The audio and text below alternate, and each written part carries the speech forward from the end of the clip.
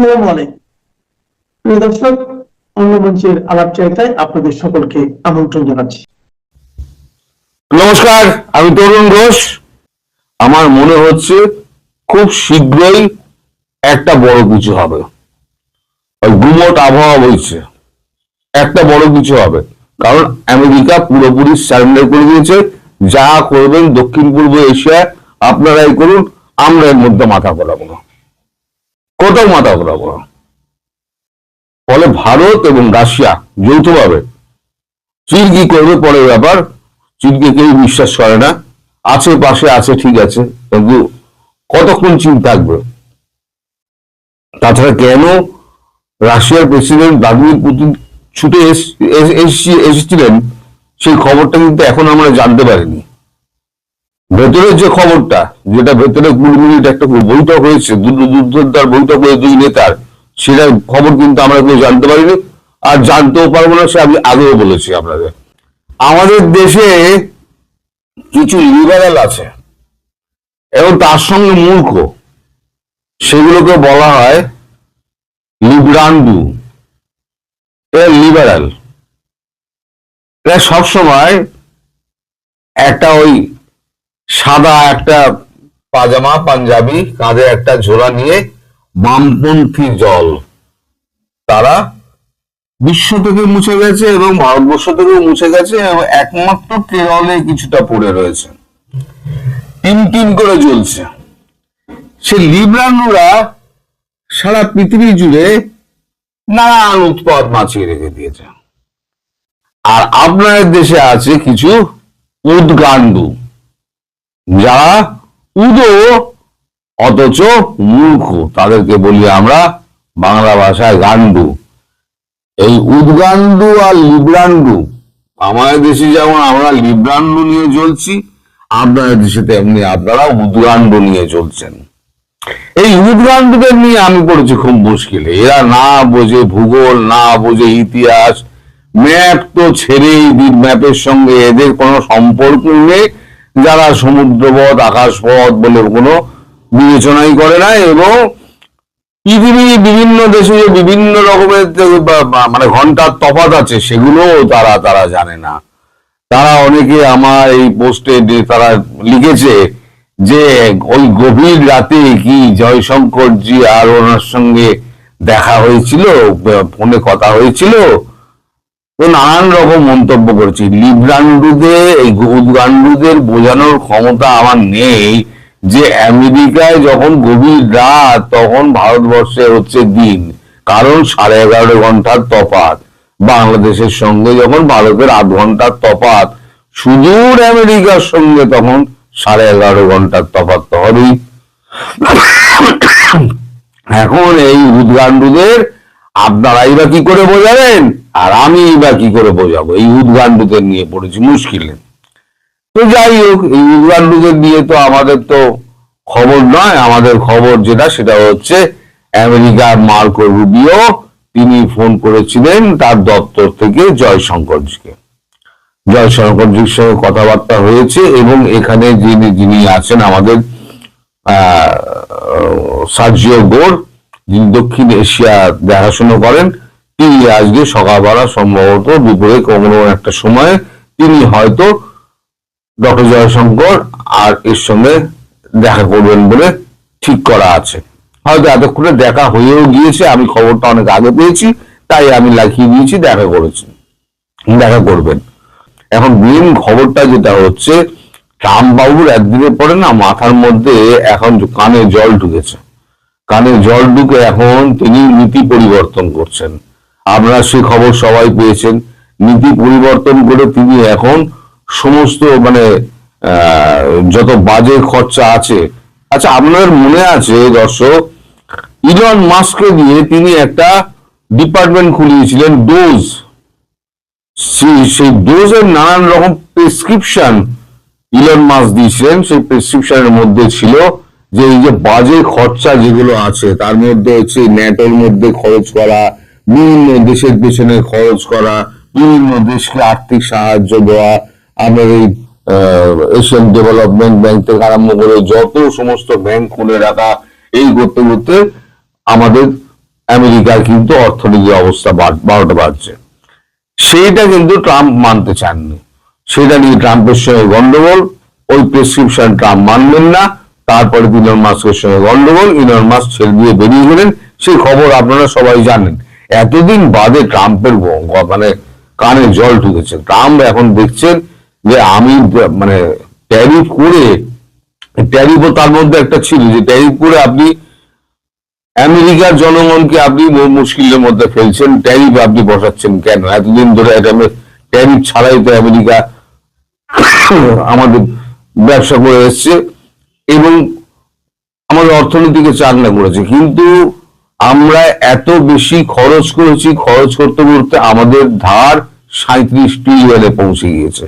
ট্রাম্পের বক্তব্য ছিল আমি ট্যারিফের পয়সা দিয়ে আমি ওই অর্থনীতিকে চাঙ্গা করে দেবো। কিন্তু ট্যারিফ যে উল্টে একেবারে প্রত্যাঘাত হয়ে গেল এবং ট্রাম্প যে একঘরে হয়ে পড়লেন এবং তার নীতি থেকে আমেরিকার যে নীতি ছিল যে চীনকে দূরে রাখো, চীন হচ্ছে আসল শত্রু, চীনকে দূরে রাখতে গেলে ভারতবর্ষকে আমাদের দরকার।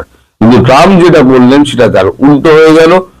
ট্রাম্পের যে নীতি তাতে চীন আরো কাছাকাছি চলে এলো, রাশিয়া কাছাকাছি চলে এলো, 3টে শক্তির উত্থান হলো।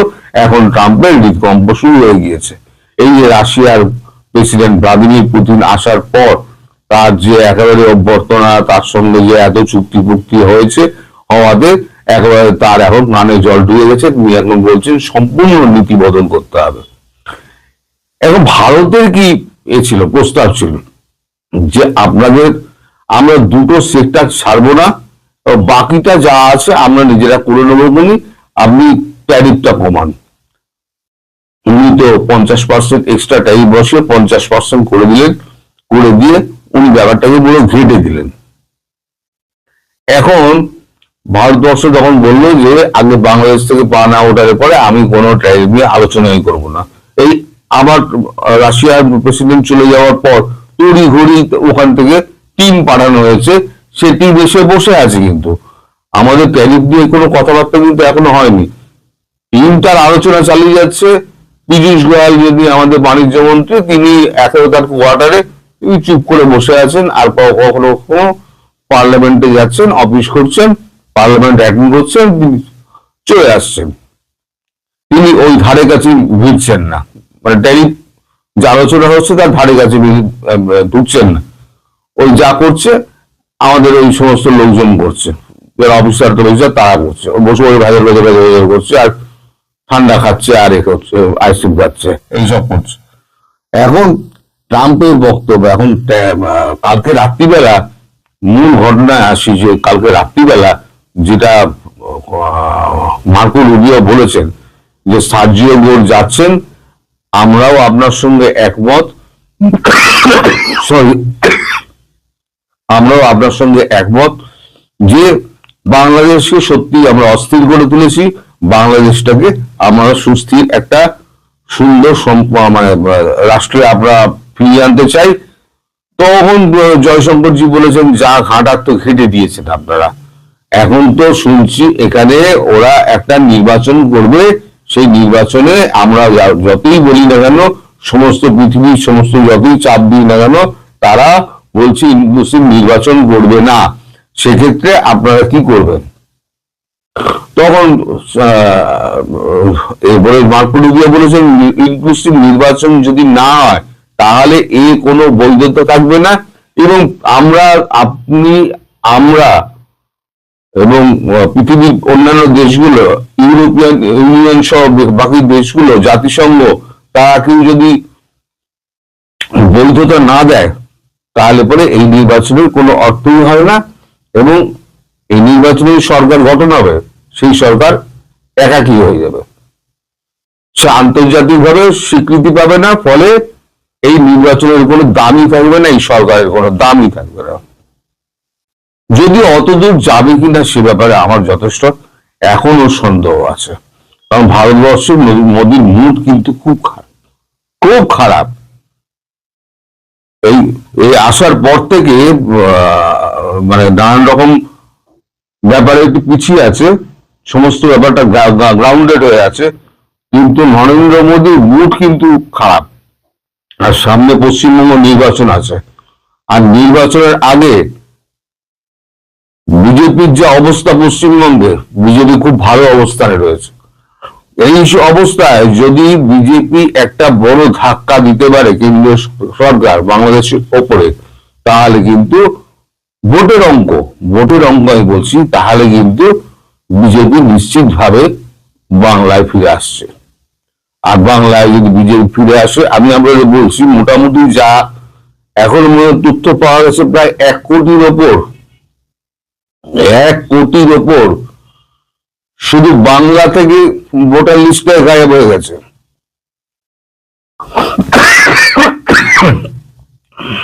1 কোটির ওপরে বাংলাদেশি ভোটার লিস্টে গায়েব হয়ে গেছে। তাহলে যেখানে 42% তার ভোট ছিল তৃণমূলের মুখ্যমন্ত্রী, সেখানে যদি 1 কোটি ভোটার যদি ওখানে হারিয়ে যায়, তাহলে পরে ভোটের অংশ কোথায় নেমে আসবে? সেক্ষেত্রে বিজেপির সঙ্গে তার যা দূরত্ব ছিল ভোটের অঙ্কের, সেই অঙ্ক কিন্তু একেবারে লেভেলে চলে আসবে। তখন বিজেপি কিন্তু এদিক ওদিক করে ছোটখাটো দলের সঙ্গে হাত মিলিয়ে কিন্তু বিজেপি সরকার গঠন করে নেবে। সেটা যাতে আরো বেশি ভোট হয়, তার জন্য হয়তো নরেন্দ্র মোদী এই ভোট টানার জন্য একটা বড় রকমের সিদ্ধান্ত হয়তো খুব শীঘ্রই নিতে পারেন। তার মুখ কিন্তু নরেন্দ্র মোদী খুব খারাপ। যে কোনো দিন নরেন্দ্র মোদী প্রচারে বেরিয়ে যাবেন, ওয়েস্ট বেঙ্গলের প্রচারে আসবেন, এসে একেবারে তুলকালাম তুলে দেবেন। কারণ নরেন্দ্র মোদী একমাত্র বিজেপির মুখ, তিনি সমস্ত কিছু করতে পারেন। আমার মনে হচ্ছে খুব শীঘ্রই একটা বড় কিছু হবে। গুমট আবহাওয়া বইছে, একটা বড় কিছু হবে। কারণ আমেরিকা পুরোপুরি সারেন্ডার করে দিয়েছে, যা করবেন দক্ষিণ পূর্ব এশিয়ায় আপনারাই করুন, আমরা এর মধ্যে মাথা ঘোরাবো না, কোথাও মাথা ঘোরাবো না। ফলে ভারত এবং রাশিয়া যৌথভাবে, চীন কি করবে পরের ব্যাপার, চীনকে কেউ বিশ্বাস করে না, আছে পাশে আছে ঠিক আছে, কিন্তু কতক্ষণ চীন থাকবে? তাছাড়া কেন রাশিয়ার প্রেসিডেন্ট ভ্লাদিমির পুতিন ছুটে এসেছিলেন, সেই খবরটা কিন্তু এখন আমরা জানতে পারিনি। ভেতরের যে খবরটা, যেটা ভেতরে 20 মিনিট একটা বৈঠক হয়েছে, দুর্ধর্ষার বৈঠক হয়ে 2 নেতার, সেটা খবর কিন্তু আমরা কেউ জানতে পারিনি, আর জানতেও পারবো না। সে আমি আগেও বলেছি আপনাদের, ওইখানে কি কথাটা হয়েছে সেটা কিন্তু আমরা জানি না। তারপরে কিন্তু একটা গুমট আবহাওয়া বইছে, এবং যখন তখন যা খুশি তাই হতে পারে। এই খবরটা আপনাদের আমি আগাম দিয়ে রাখলাম। জানি না আমার খবরের সত্যাসত্য আপনারা কতটা কি ধরবেন না ধরবেন, সবই হচ্ছে ওপরওয়ালার ব্যাপার, এবং মোদিজির মাথায় যা ঘুরছে তার উপর নির্ভর করছে।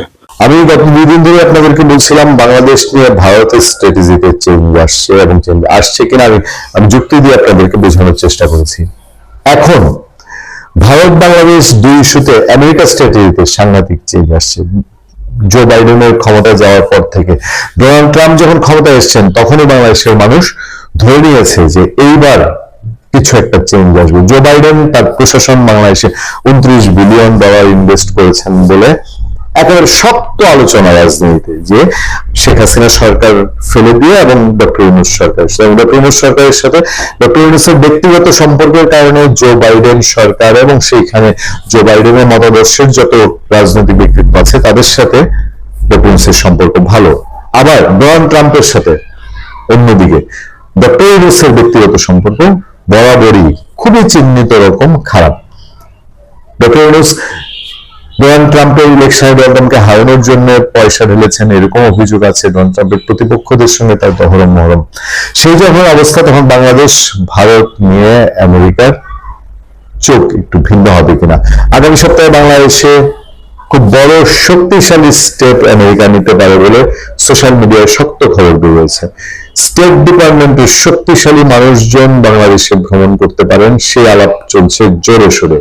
একই সঙ্গে পল কাপুর, খুব আলোচিত নাম, ডোনাল্ড ট্রাম্পের নতুন পছন্দ, এই দক্ষিণ এশিয়া এবং মধ্য এশিয়া বিষয়ক তার প্রতিনিধি হিসেবে তার কলকাঠি নেওয়ার জন্য যোগ দিয়েছেন। তার সাথে নতুন রাষ্ট্রদূত, বাংলাদেশের নতুন রাষ্ট্রদূত যে কোন সময় এসে জয়েন করবেন তার কাজে। এই দুজন মানুষই বাংলাদেশে সাম্প্রতিক সময়ে যে অভিযোগগুলো জঙ্গিবাদ, মৌলবাদ এইসবের বিরুদ্ধে তীব্র অবস্থান রাখছেন। ডোনাল্ড ট্রাম্প তার চায়না নীতিতে পরিবর্তন আসছেন। চায়নার সাথে বাজাবাজি, সংঘাত, সংঘর্ষ, প্রতিযোগিতা, সেটা থেকে তিনি চেঞ্জ আনতে চাচ্ছেন। ফলে তার যে সবশেষ রিপোর্ট, সেই রিপোর্টের দিকে আমরা যদি নজর দিই, খবরে বলা হচ্ছে পররাষ্ট্রনীতি ও জাতীয় নিরাপত্তা কৌশল নিয়ে নথি প্রকাশ করেছে যুক্তরাষ্ট্র। এতে যুক্তরাষ্ট্রের নতুন জাতীয় নিরাপত্তা কৌশল ন্যাশনাল সিকিউরিটি স্ট্র্যাটেজি ভারতকে একটি গুরুত্বপূর্ণ অংশীদার হিসেবে চিহ্নিত করেছে ডোনাল্ড ট্রাম্প প্রশাসন। মানে দক্ষিণ এশিয়াকে ভারতের চোখ দিয়ে দেখা, এটাই ডোনাল্ড ট্রাম্প প্রশাসনের এখন সর্বোচ্চ অগ্রাধিকার। সেই সঙ্গে অর্থনীতি, প্রযুক্তি ও প্রতিরক্ষা, এই তিন খাতে নয়াদিল্লির সঙ্গে সহযোগিতা আরো গভীর করার স্পষ্ট বার্তা দিয়েছে হোয়াইট হাউস। মানে সবগুলো স্পর্শকাতর জায়গা, অর্থনীতি, প্রযুক্তি ও প্রতিরক্ষা, যা দিয়ে এই এলাকা মেনটেন হয়। শুক্রবার প্রকাশিত জাতীয় নিরাপত্তা কৌশল নথিতে পশ্চিম গোলার্ধ তথা পুরো আমেরিকা মহাদেশে যুক্তরাষ্ট্রের প্রাধান্য প্রতিষ্ঠার প্রয়োজনের উপর গুরুত্ব আরোপ করা হয়েছে। একই সঙ্গে চীনের সঙ্গে প্রতিদ্বন্দ্বিতা না করে তাইওয়ানকে রক্ষা এবং ভারত প্রশান্ত মহাসাগর এলাকায় সুরক্ষায় ভারতকে প্রাধান্য দেওয়ার বিষয়টিও এতে উল্লেখ করা হয়েছে। খুব খুব গুরুত্বপূর্ণ রিপোর্ট ডোনাল্ড ট্রাম্প প্রশাসনের। তবে সাবেক প্রেসিডেন্ট জো বাইডেনের আমলে 2022 সালে, আমরা যেটা আগে বলছিলাম, প্রকাশিত এর পূর্ববর্তী নথির মতো নতুন নথিতে চীনের উপর নজর দেওয়া হয়নি, কিংবা বেজিং এর সঙ্গে প্রতিযোগিতাকে যুক্তরাষ্ট্রের প্রধান চ্যালেঞ্জ হিসেবে চিহ্নিত করা হয়নি। মানে চীনের সাথে লাগাটাই তার একমাত্র কাজ। এটার মধ্যে এখন আর আমেরিকা তার শ্রম, ঘাম, অর্থ ঢালতে যাচ্ছে না। নথিতে ভারতের সঙ্গে বাণিজ্যিক সম্পর্ক আরো শক্তিশালী করার কথা বলা হয়েছে। পাশাপাশি অস্ট্রেলিয়া, জাপান ও যুক্তরাষ্ট্রকে নিয়ে গঠিত কোয়াডের মাধ্যমে ইন্দো প্যাসিফিক নিরাপত্তায় নয়াদিল্লির অব্যাহত সহযোগিতা প্রত্যাশা করা হয়েছে। আপনারা জানেন যে ভারত আমেরিকা এর মধ্যে সামরিক চুক্তি হয়েছে। দ্বিপক্ষীয় সম্পর্কের উপর কূটনৈতিক গুরুত্ব দেওয়ার কথা উল্লেখ করে নথিতে বলা হয়েছে, আমাদের ভারতের সঙ্গে বাণিজ্যিক সম্পর্ক উন্নয়ন করতে হবে।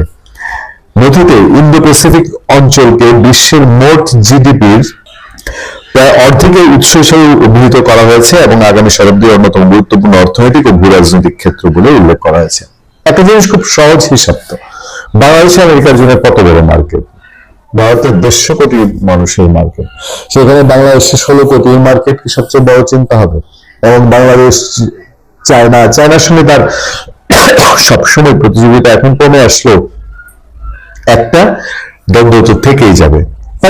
পাকিস্তানকে দেখবে নাকি ভারতকে দেখবে? পাকিস্তানের মতো অস্থিতিশীল দেশকে দেখবে? পঙ্গু অর্থনীতিকে দেখবে নাকি ভারতকে দেখবে? ফলে যারা মনে করেন যে এই জিনিসটা ভারত আমেরিকা এতদিন দ্বন্দ্বের মধ্যে ছিল, ভেজালের মধ্যে ছিল, ব্যাপারটা আসলে তারা নিজেরাই মেটানোর উদ্যোগ নিচ্ছে।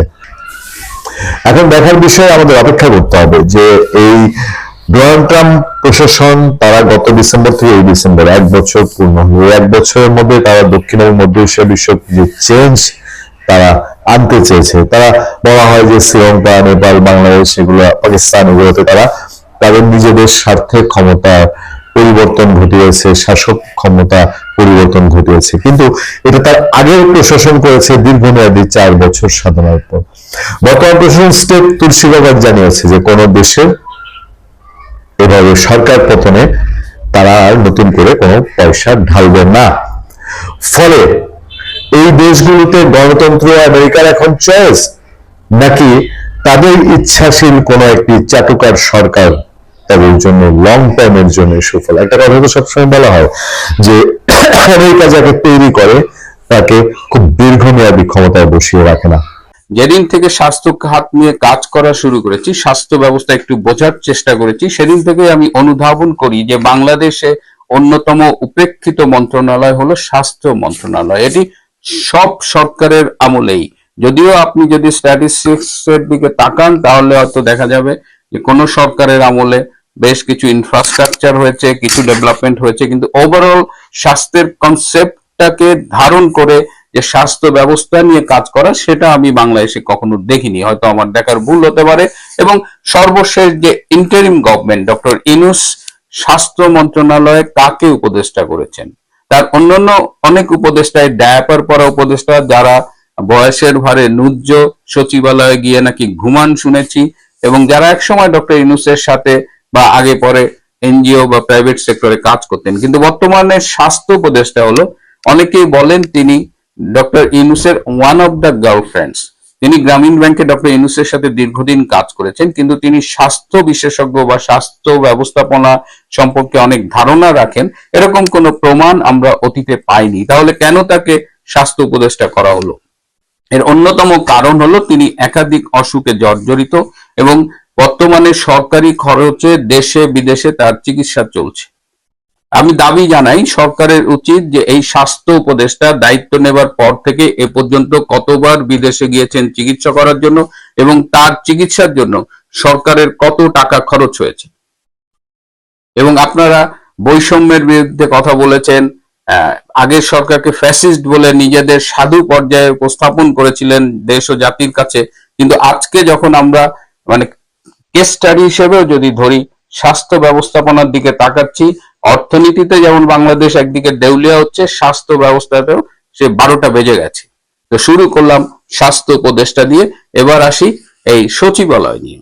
সচিবালয় স্বাস্থ্য মন্ত্রণালয় 214 নম্বর রুম, যাকে ডাক্তাররা অলরেডি বলেন যে এটা নাকি একটা আয়না ঘর, এটা ইউনূসের স্বাস্থ্য মন্ত্রণালয় আয়না ঘর।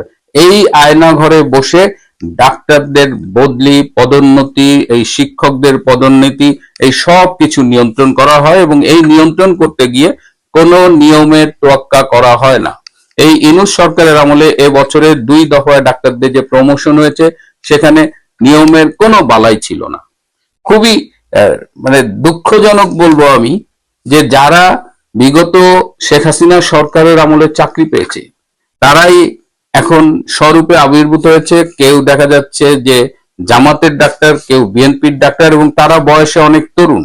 তারাই এখন বলতে গেলে এই টোটাল প্রমোশন কন্ট্রোল করছে। এবং আমাকে অনেকেই ব্যক্তিগতভাবে মেসেজ পাঠিয়েছেন বা যোগাযোগ করে বলেছেন যে তাদের মানে সব যোগ্যতা থাকা সত্ত্বেও সিরিয়ালে, এমনকি দেখা যাচ্ছে তাদের সিরিয়াল হয়তো 1, 2 বা 3, তারপরেও তাদের পদোন্নতি বঞ্চিত করা হয়েছে। এর একটা কারণ বলা হয়েছে তারা নাকি স্বাধীনতা চিকিৎসক পরিষদের আজীবন সদস্য বা লাইফ মেম্বার ছিল। ডাক্তারদের যে রাজনীতি, যখন যে সরকার ক্ষমতায় আসে তখন জোর করে হোক বা যে করেই হোক বা ডাক্তারদের সুবিধাবাদী চরিত্রের কারণেই হোক, ডাক্তাররা দেখা যায় যে বিএনপি ক্ষমতায় থাকলে ড্যাবের সব লাইফ মেম্বার হয়, আওয়ামী লীগ ক্ষমতায় থাকলে সাচিবের সব লাইফ মেম্বার হয়। এখন ধরে ধরে নিরীহ ডাক্তারদের এই সাজা দেওয়া হচ্ছে। এবং আমরা বিগত সরকারের আমলে দেখেছি যে সাচিব কিন্তু সমগ্র স্বাস্থ্য ব্যবস্থা নিয়ন্ত্রণ করতো না। হয়তো প্রমোশন লিস্টে সাচিবের একটা ভাগ থাকতো, কিন্তু আমার ঢাকা মেডিকেল কলেজের ছাত্র শিবিরের সভাপতি ছিলেন সেই বড় ভাইও এই আওয়ামী লীগ আমলে প্রফেসর পদোন্নতি পেয়েছেন। গত সরকারের আমলে অ্যানেস্থেশিয়ায় কনসালটেন্ট নেওয়া হয়েছিল, জুনিয়র কনসালটেন্ট, সেখানে ছাত্র দলের সভাপতি ছিলেন এমন ছেলেও জব পেয়েছেন। অর্থাৎ বিগত সরকারের আমলে, বিশেষ করে শেখ হাসিনা সরকারের আমলে একটা ইনক্লুসিভ প্রবণতা ছিল যে শুধুমাত্র সাচিবের চিকিৎসক নয়, সব মতাদর্শী চিকিৎসকদেরই কিন্তু প্রমোশন দেওয়া হয়েছে।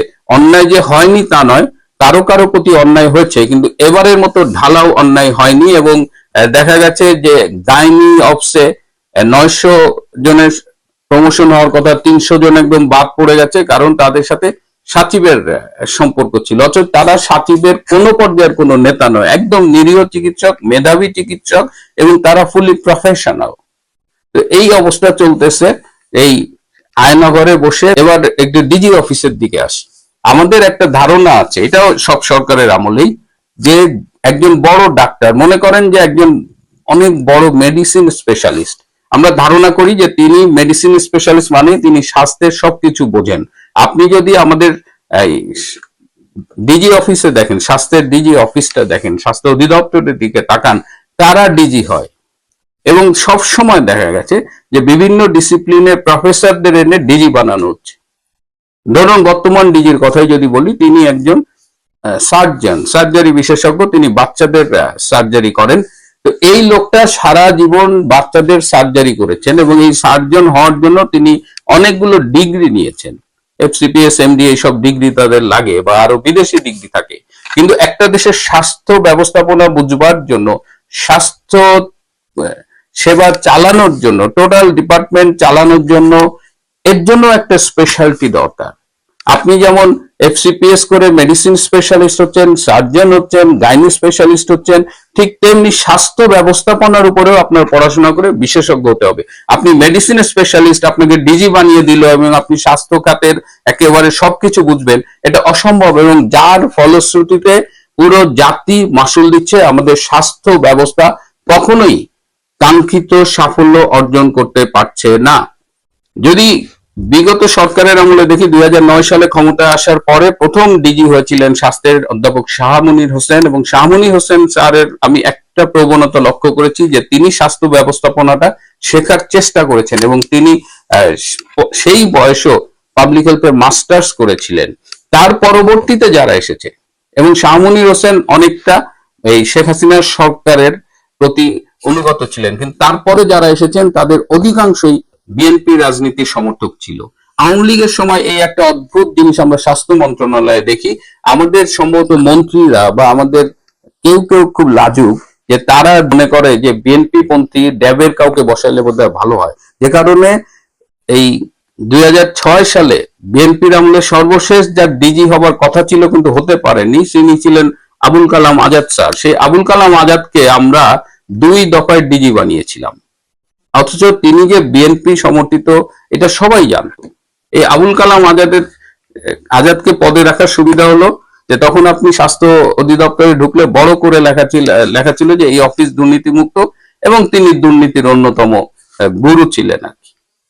তো এইভাবে আমরা স্বাস্থ্যটাকে কখনোই ফুল ফ্লেজেড বিকশিত হতে দেইনি, কিন্তু বিগত সরকারের আমলে অনেক ইনস্টিটিউট হয়েছে, অনেক হাসপাতাল হয়েছে, তাদের একটা যুগান্তকারী সাফল্য ছিল কমিউনিটি ক্লিনিক, কিন্তু ওভারঅল যে স্বাস্থ্য ব্যবস্থাপনার একজন ব্যবস্থাপকের নেতৃত্বে হওয়া উচিত সেই জায়গাটা হয়নি, এবং আজকে সেটা একদম চরম খারাপ অবস্থায় গেছে। আজকে অত্যন্ত অদক্ষ একটা লোকের হাতে এই স্বাস্থ্য সেবা ব্যবসায়ীকে তুলে দেওয়া হয়েছে, এবং তিনি অধ্যাপক আবু জফর, তিনি সম্ভবত জামাতের রাজনীতির সাথেও ইনভলভ। তিনি এই কদিন আগে ময়মনসিংহে গিয়ে একজন ডাক্তারের সাথে যে ব্যবহারটা করেছেন, এটা কোনো প্রফেসরের পক্ষে করা সম্ভব না, কোনো ভদ্রলোকের পক্ষে করা সম্ভব না। মানে ভীষণ ইতর না হলে এই লেভেলের একটা ব্যবহার করা যায় না। আপনি পরিদর্শনে গিয়েছেন, আপনি হয়তো কোনো ভুল ত্রুটি পেয়েছেন, সেটা আপনি ভালোভাবে বলতে পারেন, আপনি প্রশাসনিক ব্যবস্থা নিতে পারেন। এবং তিনি ময়মনসিংহে গিয়েছেন একজন সিনিয়র প্রফেসর,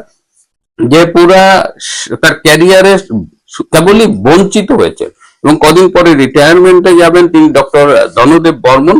এই ধনদেব বর্মনদা, তাকে তিনি ট্রেনিং পোস্ট পাওয়ার জন্য 5 বছর বসেছিলেন, তার জীবন থেকে 5 বছর হারিয়ে গেছে শুধুমাত্র ট্রেনিংটা শুরু করার জন্য। এবং শেষ সময় এসে তার বন্ধুরা যখন সব প্রফেসর, তিনি অ্যাসিস্ট্যান্ট প্রফেসর হিসেবে ময়মনসিংহ মেডিকেলে কোনো মতে একটা ক্যাজুয়ালিটি, একটা ইউনিট চালান। সেই অপারেশন থিয়েটারে একটা টেবিল দেখে আমাদের ডিজি এমন ভাবে আউটবাস্ট করেছে সবার সামনে, এটা অচিন্তনীয়। এবং এটা যদি অস্ট্রেলিয়া, আমেরিকা বা লন্ডনে হতো, ওই ডিজি ওই দিনই স্যাক্ট হয়ে যেতেন। উল্টো তিনি ধনদেব বর্মনকে সাসপেন্ড করার জন্য হুমকি দিয়েছেন, হয়তো করেছেন, এবং ধনদেব বর্মনও আউটবাস্ট করেছেন, তিনি বলেছেন তাকে সাসপেন্ড করে দেন। এই ডিজির ধনদেব বর্মনের উপরে ক্ষিপ্ত হবার আরেকটা কারণ আছে, কারণ ধনদেব বর্মন একজন সনাতন ধর্মী, একজন হিন্দু। এই জামাতপন্থী ডিজির মাথা তো আরো খারাপ হয়ে গেছে। অথচ দেখেন, এই জামাতপন্থী ডিজি 2020 সালে তার ওটির একটি ছবি দিয়েছিল, সেই ওটিতে একটা দেখেন এক্সট্রা টেবিল আছে পেছনে। তো নিজে যে অপরাধটা করেন, এটা আমি তো মনে করি বাংলাদেশের মতো জায়গায়, যেটা ধনদেব বর্মন বলেছেন যে কত সীমাবদ্ধতার মধ্যে একজন ডাক্তারকে কাজ করতে হয়, সেখানে একটা টেবিল রাখা তো মহাভারত অশুদ্ধ হয়ে যায় না।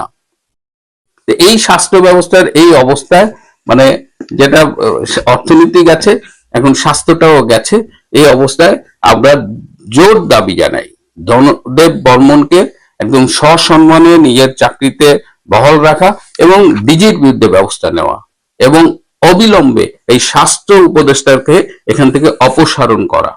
ডক্টর ইউনূসের তো টাকা পয়সার অভাব নাই, কেন এই স্বাস্থ্য উপদেষ্টাকে এখানে রেখে সরকারি খরচে চিকিৎসা করাতে হবে? স্বাস্থ্যটাকে বাঁচাতে সবার ঐক্যবদ্ধ হতে হবে। স্বাস্থ্য ব্যবস্থা শেখ হাসিনার আমলে সকল সীমাবদ্ধতা নিয়ে এবং আমাদের সকল অভিযোগের পরেও যেভাবে চলেছে সেই তুলনায় সেটাকে যদি আমরা 10-এর মধ্যে 7 দেই, তাহলে আমি বর্তমানে ডক্টর ইউনূসকে 10-এর মধ্যে 2 দিতেও দ্বিধাবোধ করব। এতটাই খারাপ অবস্থা বর্তমানে স্বাস্থ্য ব্যবস্থার। প্রিয় বন্ধুরা, আজ